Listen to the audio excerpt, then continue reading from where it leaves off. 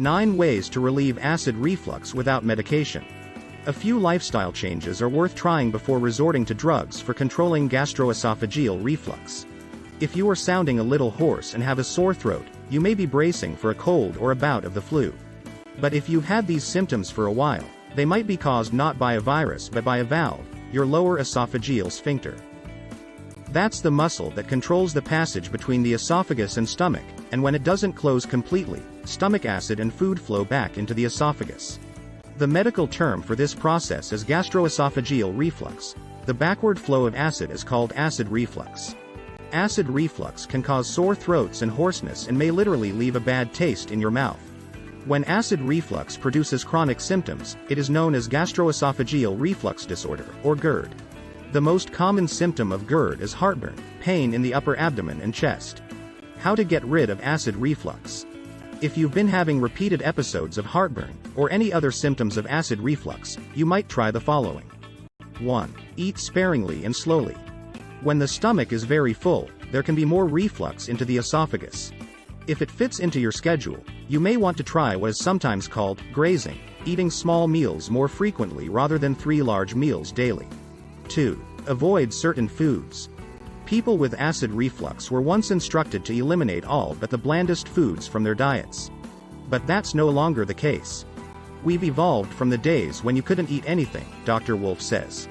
But there are still some foods that are more likely than others to trigger reflux, including mint, fatty foods, spicy foods, tomatoes, onions, garlic, coffee, tea, chocolate, and alcohol.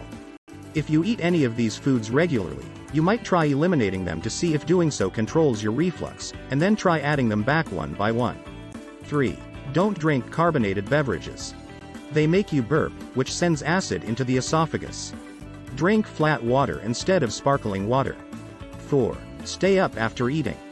When you're standing, or even sitting, gravity alone helps keeps acid in the stomach, where it belongs. Finish eating 3 hours before you go to bed. This means no naps after lunch, and no late suppers or midnight snacks. 5. Don't move too fast. Avoid vigorous exercise for a couple of hours after eating. An after-dinner stroll is fine, but a more strenuous workout, especially if it involves bending over, can send acid into your esophagus. 6. Sleep on an incline. Ideally, your head should be 6 to 8 inches higher than your feet. You can achieve this by using extra tall bed risers on the legs supporting the head of your bed. If your sleeping partner objects to this change, try using a foam wedge support for your upper body. Don't try to create a wedge by stacking pillows. They won't provide the uniform support you need. 7. Lose weight if it's advised. Increased weight spreads the muscular structure that supports the lower esophageal sphincter, decreasing the pressure that holds the sphincter closed. This leads to reflux and heartburn. 8. If you smoke, quit. Nicotine may relax the lower esophageal sphincter. 9. Check your medications.